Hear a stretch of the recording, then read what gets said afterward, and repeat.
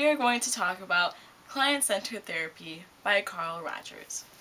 Client-centered therapy is the second therapy approach that Rogers focused on in his career. Within this type of therapy is the goal of the therapist to understand the subject's internal frame of reference. This is the first stage of client-centered therapy. That is, understanding the subjective reality of the client from their own point of view. Now let's take a look at the next stage, the experiential stage. In this stage, both parties should feel free to express their feelings. When I went to my first meeting, I didn't know what to expect.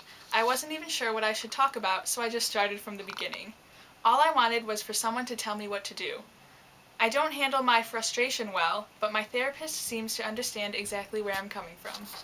As you can see, at this point, the client is noticing that the therapist seems to completely understand her point of view. In this stage, it is also important to understand the client fully for their entire person.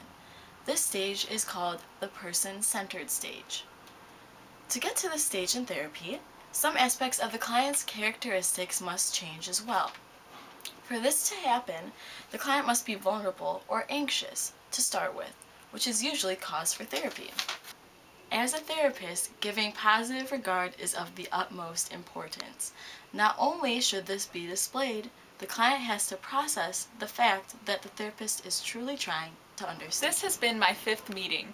I feel like my personality is brand new, like getting shoes that I can't quite walk in yet. I've started being able to understand where my behaviors have come from and why they're connected to my past. I've been so much more positive in my thoughts. I feel like I don't have to hide my feelings anymore because I can make sense of them.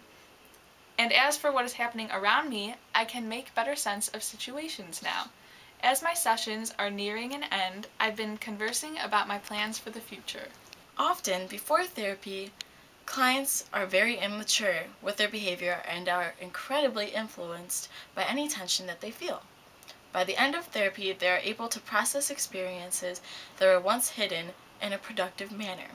Their concept of self now matures with their experiences.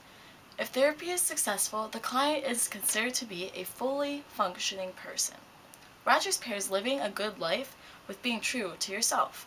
A fully functioning person is genuine, has unconditional positive regard, and has an empathetic understanding.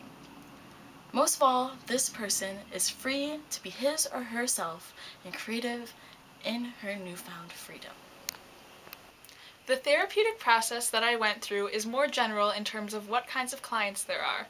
Some people that are treated through this therapy suffer from depression, schizophrenia, hypochondriasis, hysteria, and paranoia.